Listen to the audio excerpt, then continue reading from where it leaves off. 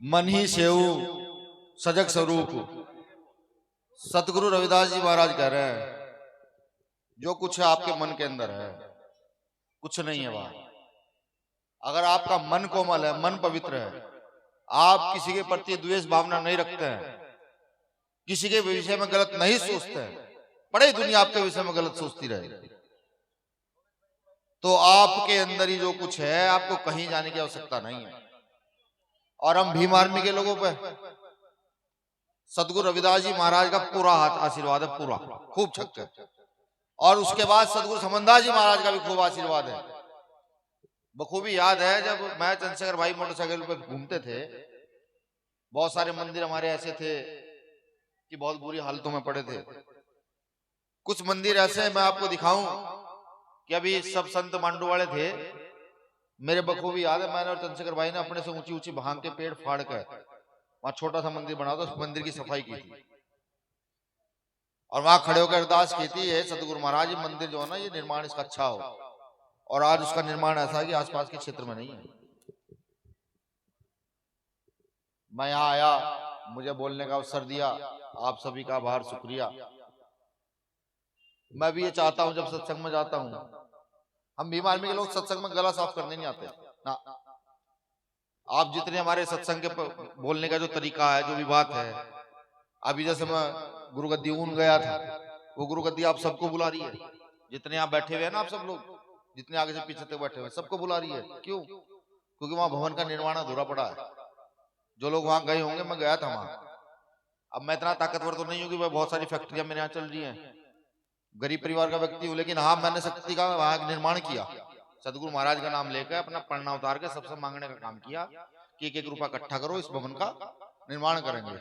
और सच्चे दिल से सदगुरु महाराज से अरदास की, और मुझे पूरी उम्मीद है कि आप देखियो सारे के सारे जल्द ही वो ऊन की गुरुगद्दी पर भवन का निर्माण हो जाएगा, पूरा का पूरा होगा बहुत मजबूत तरीके से। मैं भी चाहता हूं कि गुरुजी जब भी मैं कभी आऊं, समय का बहुत कम अभाव रहो, समय रहता ही नहीं है, क्योंकि सुबह से लेकर शाम तक चुनाव चल रहे हैं। सुबह 6 बजे उठ के चुनाव में चले जाएंगे, फिर कहीं बुद्ध कथा नहीं करने दी जा रही, कहीं सतगुरु रविदास जी की कथा ही नहीं करने जा रही, कहीं सत्संग की परमिशन रुकी पड़ी है, फिर वो भी देखना है। फिर किसी बेटी के साथ गलत हो गया, किसी भाई के साथ गलत हो गया, किसी बुजुर्ग के साथ गलत हो गया, किसी संत के साथ गलत हो गया, वो भी देखना है। अब एक घटना है मेरठ की, एक बुद्धिस्ट थे, बुद्धिस्ट संत थे, वो बेचारे प्रवचन करके गए होंगे, बीच में पकड़ के उन्हें पीट दिया। मुझसे कम उम्र के थे, उन्होंने 50 जगह फोन किया, रोते रोते अधिकारियों के पास गए, जी मेरे साथ ऐसा हो गया, संतों के साथ ऐसा होगा तो क्या होगा। अब इत्तेफाकन उन्होंने मुझे फोन किया, उस समय मैं खाली था, मैंने उनका फोन रिसीव कर लिया।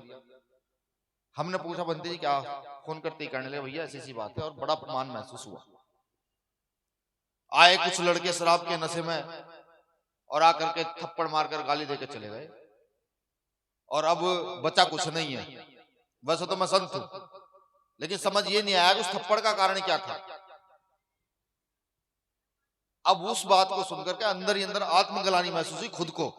मेरी गाल पर थप्पड़ नहीं लगा, लेकिन खुद को आत्मग्लानि महसूस हुई, इसलिए कि एक संत की गाल पर चाटा लग जाना, और हम जैसे लोगों के पैदा होने के बावजूद जो अपना डंका यहाँ की राजनीति में पूरी ताल ठोक कर कहते हैं कि गुरु रविदास जी महाराज का सपना पूरा करके दिखाएंगे, समनदास जी का आशीर्वाद उनके आंदोलन को बढ़ा कर दिखाएंगे, ताल ठोक कर कहते हैं, संसद से लेकर सड़क तक पूरी मजबूती से। मेरे एक कार्यकर्ता कहता है, पूरी टीम लगाई जब वहां की, सबको कहा सारे काम छोड़ दो। डायरेक्ट एसएसपी का जाकर कहा कि अगर ये 4 घंटे में मुकदमा दर्ज होकर गिरफ्तारी ना हुई ना, तो मेरठ में तांडव किया जाएगा भीम आर्मी का। और वो तांडव होगा कि मेरठ की एक व्यवस्था चलने नहीं दी जाएगी, आगे सड़क पर बैठेंगे। 5 घंटे नहीं लगे साहब, 4 घंटे में गिरफ्तारियां करनी पड़ी। उन संत का फिर फोन मुझे आया, कहने लगे आपको हमारे यहाँ बोध कथा होगी तब आना है। तो मैं वहां गया, उन्होंने सतगुरु रविदास जी की फोटो, तथागत बुद्ध की, बाबा साहब की फोटो लगा रखी थी। आदमी 50 थे सिर्फ। मैं सारा काम छोड़कर वहां गया। किस लिए गया? कि उनको शक्ति का एहसास हो, उनको ये लगे कि नहीं कोई ना कोई है ऐसा भी जो लड़ने और मरने के लिए भी तैयार है। बिल्कुल वहां पहुंचा, 50 लोगों को भाषण देकर आया। 50 लोग थे, 500 पुलिस वाले खड़े थे वहां। 50 लोग मेरे साथ गए थे, 500 पुलिस वाले। ये आशीर्वाद शक्ति पता कहां की है? सतगुरु रविदास जी महाराज। बखूबी याद है गुरु जी, जब दिल्ली में सतगुरु रविदास गढ़ टूटा और हम आंदोलन में 96 लोग गिरफ्तार हुए, हम पहले पकड़े जाने वाले 7 लोग थे। पुलिस रात को जब डंडा बजाती थी ना, ये कहती थी बनाओगे मंदिर, हर लट पे कहती थी बनाओगे मंदिर, मुंह से ही बात निकलती थी हाँ बनाएंगे, जो तुमसे करना हो तुम करो, जो हमसे करना हो हम करेंगे। और ताकत दिखाई थी उन्हें, क्षमता दिल्ली में दिखाई, गए तो थे सब, लेकिन भीम आर्मी ने, सतगुरु रविदास जी ने वो जो बात कही है ना कि जात में जात है जैसे केले में पात, ये जात में जात है जैसे केतन के पात, रविदास से मानुष ना मिल सके जब तक जात में जात। हमने वो काम करके दिखाया था कि गुरु रविदास जी कह रहे हैं कि यहां जाति में जाति है, जैसे केले के पेड़ से छिलक उतारते जाओगे केले का पेड़ खत्म होगा लेकिन जाति खत्म नहीं होगी। उस प्रकार से यहां जातियां हैं कि रविदास से तुम जब तक नहीं मिल सकते जब तक तुम अपनी जातियों को ना छोड़ दो, जातियों को ना दूर कर दो। भीम आर्मी लेकर पहुंची थी वहां, महाराष्ट्र का महार, उड़ीसा का डूम, बिहार का पासी पासवान, उत्तर प्रदेश का चमार, हरियाणा से धानुक, हर जाति के व्यक्ति को भीम आर्मी लेकर पहुंची थी वहां जब सतगुरु रविदास मंदिर का आंदोलन हुआ था। और सबसे अगले पंक्ति में गोली खाने के लिए हम लोग खड़े थे, सबसे अग्रिम पंक्ति में थे। आप जितने फोटो वीडियो देखना, सबसे अग्रिम पंक्ति में भाई चंद्रशेखर आजाद डंडा लेकर आगे थे कि नहीं गोली लगेगी तो सबसे पहले हमारे लगेगी। खूब कूटा था पुलिस ने। आज भी चंद्रशेखर भाई की रीढ़ की हड्डी में इतना गैप है, चल नहीं पाते, अगर दवाई नहीं खाएंगे तो चल नहीं पाएंगे। मैं यह सिर्फ इसलिए बता रहा हूं कि प्रवचन दे सकता हूं, पढ़ा लिखा आदमी हूं, बाबा साहब को मानता हूं, सतगुरु रविदास जी को पढ़ा है, पूजा नहीं की, पढ़ा है उनको। उन्होंने कहा ना कि चाहूं ऐसा राज में मिले सबन को, छोट बड़े सब संग बसे रैदास रहे परसन। इस दोहे के बिना राजनीति शुरू नहीं होती इस देश की। लेकिन 600 साल पहले कहा, किन लोगों को कहा था पता है? अब से 600 साल पहले बनारस के ब्राह्मण जब शास्त्रार्थ में गुरु महाराज से हार गए ना, उन्हें पालकी में बिठा के पूरे बनारस का चक्कर लगाया था। और इस देश में जो राजतंत्र के राजा रहे हैं उनको कहा था सतगुरु रविदास जी महाराज ने कि ऐसा राज चाहता हूं मैं, कैसा राज स्थापित करना है। वो तो नहीं कर पाए, हम करके दिखाएंगे कि सतगुरु रविदास जी महाराज का राज कैसा था और कैसा है, कैसा होना चाहिए। आज भीम आर्मी को देश में कुछ लोग कहते हैं कि आतंकवादी हैं, कुछ लोग कहते हैं मुकदमे लगाते हैं, कुछ लोग कहते हैं ये लड़ते हैं। लेकिन गरीब आदमी से जब आप जाके पूछोगे ना भीम आर्मी करती क्या है, कि भाई पहले मेरी सड़क पर चलती बेटी को छेड़ देते थे लोग, लेकिन जब से भीम आर्मी के लोग आए हैं नीला पन्ना डाल के, उनकी हिम्मत चू नहीं पड़ती करने की। उन्हें बताया कि अगर चू कर दिया तो बाप तुम्हारे तैयार हैं अलग से जुबान खींचने के लिए। जानते हैं सब, पूरे देश में जाना जाता है। मैंने इसलिए कहा कि हम सत्संगों में गला साफ करने नहीं आते ना, कुछ सत्संगों में सीखने और सिखाने आते हैं। मैं आता हूं सत्संग में कभी भी। कल मैं सत्संग में था, गुरु रोशनीदास जी का सत्संग बड़कला, वहां पर था। उसके बाद फिर मुजफ्फरनगर चुनाव में था। आज का पूरा दिन, क्योंकि आज चुनावी ड्यूटी मेरी जो है वो नहीं लगी, आज पूरा दिन मैं अपने गांव गया। गांव जाके क्योंकि खाने की व्यवस्था करनी है, अपने धान उठाए, धान छत पर डाले सूखने के लिए। और फिर मुझे पता लगा कि यहाँ मुझे आना है। मेरे साथियों ने कहा ये आपको सत्संग में बुलाया गया है। तो एक परिवार में शादी भी थी, मैडम की रिश्तेदारी में। अब वो रास्ते में पड़ती है, बच्चे मेरे भी रास्ते में हैं। अब यहाँ से जाऊंगा, उन्हें उठाऊंगा, घर लेके जाऊंगा। हम लोगों का जीवन नहीं है ना। आपको दिख रहा होगा बहुत अच्छे कपड़े पहने हुए हैं, अच्छा चश्मा लगा हुआ है, घड़ी कड़ा है और सब चीजें। नहीं, हम लोगों का जीवन थोड़े रह गया। काहे का जीवन है? रात को 2 बजे फोन आया एक बार यहाँ से, इसी गद्दी से फोन आया था रात को 11:30 बजे कि यहाँ पे हमला हो गया है। 12 बजे मेरी टीम यहाँ थी, बैठे हुए लोग, ये अनिल और ये अंकित और ये सारे लोग यहाँ थे 12 बजे जब यहाँ पे हमला हुआ था।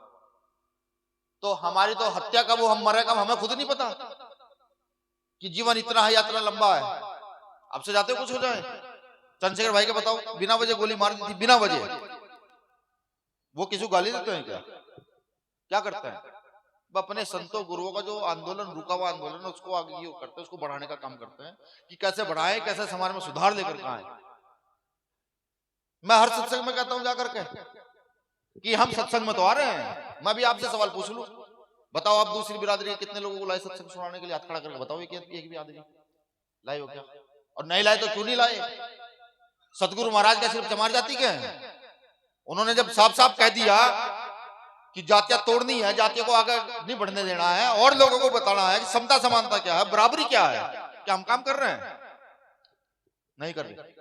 देखिए, मैं ऐसे गुर्जर समाज के लोगों से मिला हूं, ऐसे सैनी समाज के लोगों से मिला हूं, जिन्होंने गुरुजी की वाणी को जब पढ़ा तो वो पूरे के पूरे गुरुजी के हो गए, कुछ नहीं बचा, सब आडंबर एक साइड कर दिया, सिर्फ संत शिरोमणि सद्गुरु रविदास जी महाराज के होकर चले गए। आज पूरे देश में सद्गुरु महाराज का जो जाति तोड़ने का जो सपना था, उसको किसी व्यक्ति ने समझा तो एक इंसान ने समझा, डॉक्टर बाबा साहब अम्बेडकर। बाबा साहब अम्बेडकर जिन्होंने विश्व की किताबें पढ़ी, विश्व के धर्म गुरुओं को पढ़ा, तो उन्होंने अपने गुरु को भी पढ़ा होगा। तो बाबा साहब अम्बेडकर ने किताब लिखी, एनिहिलेशन ऑफ कास्ट, जातियों का विनाश। आप जानते हैं उत्तर प्रदेश में सरकार कैसा आई? आप जानते हैं अलग अलग जगह हमारे विधायक एमपी कैसे जीते? आप जानते हैं हमारे अंदर राजनीतिक शक्ति, राजनीतिक चेतना ये कहां से उत्पन्न हुई? जब काशीराम साहब ने वो किताब पढ़ ली, दीनावाना वाल्मीकि के द्वारा देने के बाद, जातियों का संपूर्ण विनाश एक रात में 21 बार पढ़ गिरी, तो तब उन्होंने सब कुछ त्याग करके इस आंदोलन को चुना। जो आंदोलन बुद्ध का आंदोलन है, जो आंदोलन सतगुरु रविदास का आंदोलन है, जो आंदोलन स्वामी समनदास जी का आंदोलन है, जो आंदोलन यहाँ बैठे हुए हर संत का आंदोलन है, इसको चुना और तब जाकर के गुरु महाराज का सपना स्थापित करने का काम किया। ये इतना आसान नहीं होता। अगर कोई ये सोचता है कि संत का जीवन बहुत आसान होता है, बताइए यहाँ के हमारे जो महंत है पिछले 3 साल से खड़े हैं और अगले 12 साल का चिल्ला है खड़े रहने का, क्या आसान जीवन है? नहीं है ना। हम क्या कर रहे हैं? हम प्रचार भी नहीं करना चाहते। बात बुरी है, कड़वी है, लेकिन हकीकत है। हमारी हिम्मत नहीं पड़ती अगर हम सामने वाले को फोन करके जय गुरु रविदास कहते हैं ना, पता नहीं कौन सा सांप कांट लगा, कौन सा डंक लग जाएगा। परिवर्तन लाओ अपने अंदर, परिवर्तन। जब आप दूसरे को जय भीम जय गुरु रविदास कहोगे तो आपको एक शक्ति का एहसास होगा, समझे? प्रचार नहीं करोगे तो कुछ नहीं होने वाला। यहीं के यहीं हैं, थे और यहीं रहेंगे। और अगर प्रचार कर दोगे, वो देखो मेरा भाई कोट पे पैरे बैठा, बाबा साहब अम्बेडकर की देन है। हम सब यहाँ मजबूत गद्दे लगे हुए हैं, मंच लगा हुआ है, सब डॉक्टर बाबा साहब अम्बेडकर की देन है। और उन्होंने सीख कहां से ली? उन्होंने सीख ली संतों से। सदगुरु महाराज का दोहा कि 54वां राज्य में, ये दोहा बाबा साहब अम्बेडकर ने संविधान में लिख रखा। पढ़ने वाले की निगाह का फेर है। हमने पढ़ा समानता के अधिकार में। इस देश में किसी की औकात नहीं, प्रधानमंत्री की भी इतनी हिम्मत नहीं कि समानता की बात को टाल दे। धार्मिक समानता, राजनीतिक समानता, आर्थिक समानता, सामाजिक समानता, हिम्मत है किसी को आपको कह दे भाई तू मेरे घर ना ये चल, तू इस जाति का है, फौरन एससी का मुकदमा दर्ज होगा। बाबा साहब अम्बेडकर ने समझा गुरु रविदास जी को, हम नहीं समझ रहे। समझना पड़ेगा, समझना पड़ेगा, जानना पड़ेगा। सबसे महत्वपूर्ण चीज प्रचार है। अगर अपनी शक्ति का, ताकत का निर्माण करना है, वाकई गुरु समनदास जी ने किया क्या बताइए?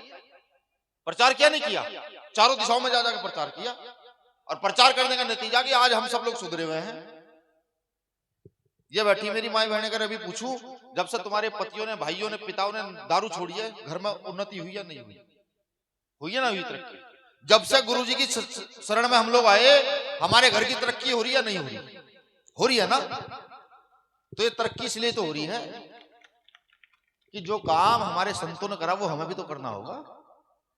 देखो, हम तो चीख के हर मंच से, वो मंच किसी का भी हो, और अगर माइक भीम आर्मी के कार्यकर्ता के हाथ में, वो चाहे कार्यकर्ता चंद्रशेखर आजाद हो, वो चाहे कार्यकर्ता विनय रतन हो, वो चाहे कार्यकर्ता यहाँ अंकित हो, वो चाहे कार्यकर्ता यहाँ अनिल हो, वो चाहे कार्यकर्ता मेरा कोई सा भी कार्यकर्ता हो,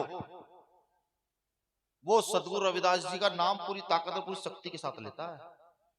आज तो मैंने गुरु महाराज का नाम शक्ति से नहीं लिया, लेकिन पूरी शक्ति से लिया जाता है। लूंगा जब जाऊंगा यहां से।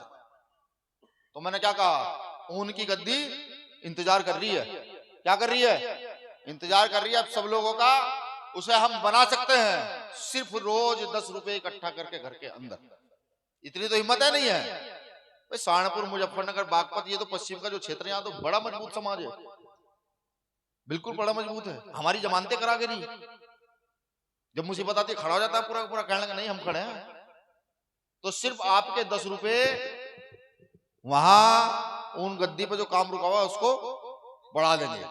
वो निकालना शुरू करें, प्रचार शुरू करें, और एक महत्वपूर्ण बात माताओं बहनों के लिए है, 2 नाव में पैर रखने वाला व्यक्ति डूबता है, पुरानी कहावत है।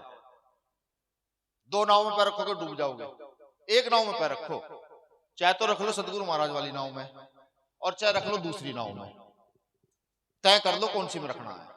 अगर दोनों नाव में पैर धर के चलते रहोगे तो ना धर के रहोगे, ना गुरु ज्ञान मिलेगा ना दूसरा ज्ञान मिलेगा। एक नाव में पैर रख लो और वहीं लग जाओ, बस वहीं है सब कुछ, और कहीं कुछ नहीं है। गुरु रविदास जी को पढ़ना शुरू करोगे, अगर 10 मिनट सुबह गुरु रविदास जी का ध्यान भी करना शुरू कर दिया ना, ध्यान भी, तो मैं कह रहा हूं भूत प्रेत आत्मा सात्मा कोई दौरे नहीं लग सकती, मारे दौरे लगती ना, वो 4 कदम पीछे हट के चलेगा ना भाई, ये तो सदगुरु महाराज के सेवक हैं, इनके पीछे नहीं लगना। तो ये काम आपको करना होगा, और ये सिर्फ आपके लिए नहीं ना। स्वामी समनदास जी महाराज जब तक जीवित रहे, चलते रहे, मैंने जब भी उन्हें देखा कि वो बुजुर्ग खाट हो गए ना, बिल्कुल मतलब बैठने की हिम्मत नहीं थी, खाट पे तकिया लगा के ऐसे लेटे और आशीर्वाद दे रहे, हाथ थक के आशीर्वाद देते देते, किसी को धमकाना, किसी कुछ कर रहे, यानी कि चलते रहे। तो अपने जीवन में सुकून मत लेना। अगर ये आंदोलन पुरखों का आंदोलन आगे बढ़ाना है तो जितना कष्ट खुद को दोगे उतनी आने वाली नस्लें सफल होंगी। सदगुरु स्वामी समनदास जी महाराज अगर कष्ट न सहते ना, तो हम इतने सारे लोग सुधर पाते क्या? बताओ, सुधर पाते क्या? आज हर गांव में उनके मानने वाला है, आज कोई व्यक्ति उन्हें अब शब्द नहीं बोल सकता, हर व्यक्ति उनका सम्मान करने वाला है। कैसे? कि उन्होंने अपना जीवन कष्ट में बिताया, पूरे प्रयास किया हम लोगों को सुधारने का।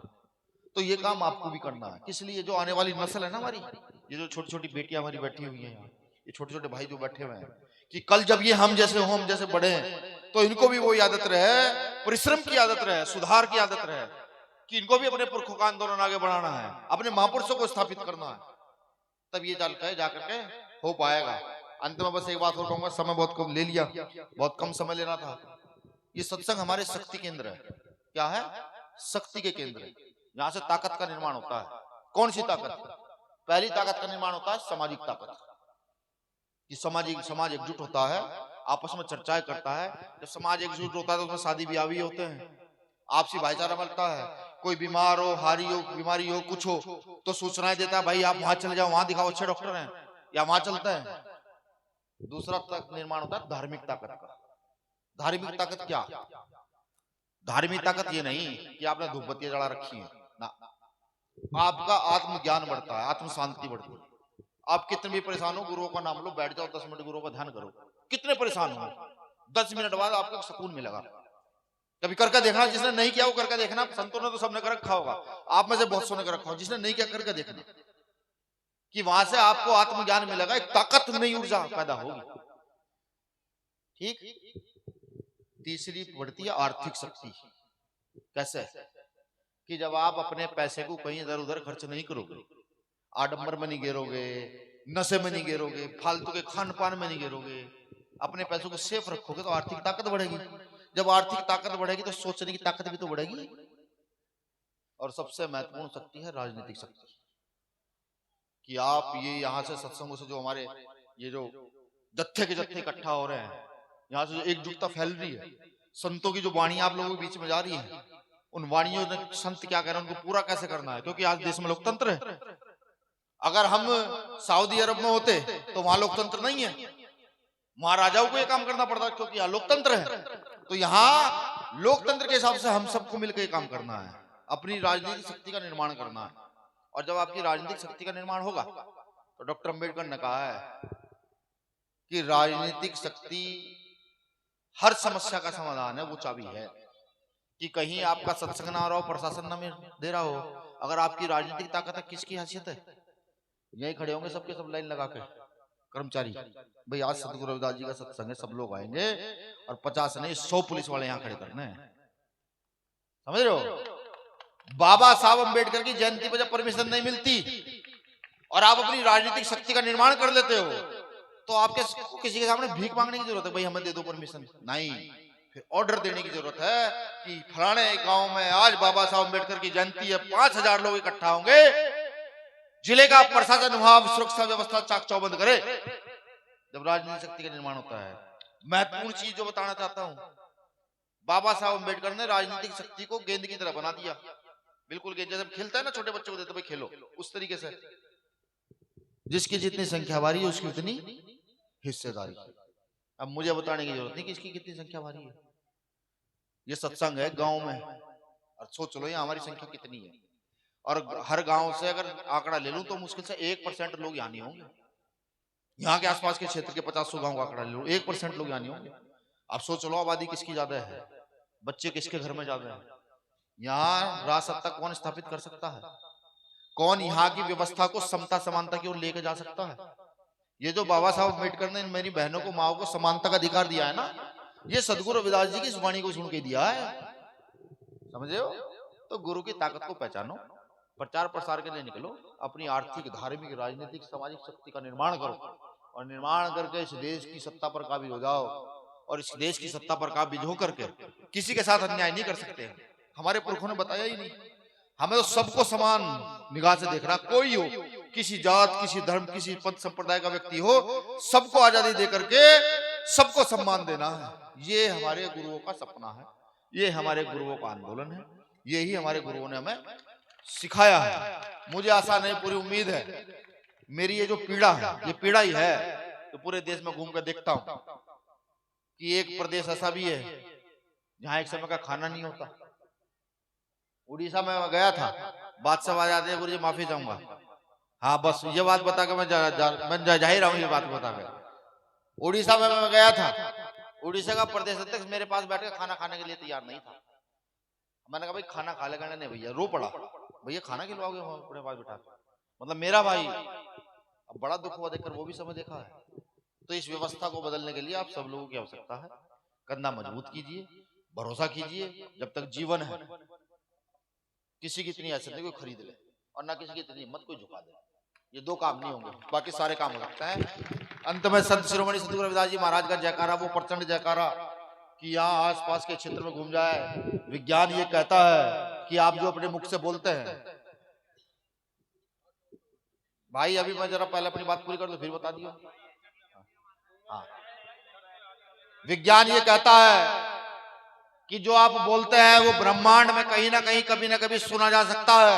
तो जयकारा ऐसा हो कि आने वाले समय में जो हमारे औलादे हैं वो विज्ञान की ओर ज्यादा बढ़ जाएं, तो ये जयकारा उनको सुनाई दे।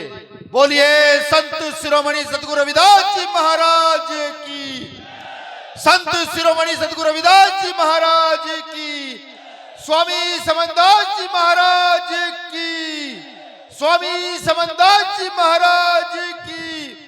गुरु रविदास शक्ति, गुरु रविदास शक्ति। शुक्रिया, सभी संतों का आभार, आप सभी को नमन वंदन, जय भीम। चर्चा हो रहा है क्या? यहाँ सत्संग की बात है, यहाँ बैठ कर कर लेंगे, इनसे तो करनी है ना। नहीं सब के साथ लाओ इस टाइम दे दो। अरे वो नहीं कोई दिक्कत है क्या? अगर चर्चा नहीं होने की बात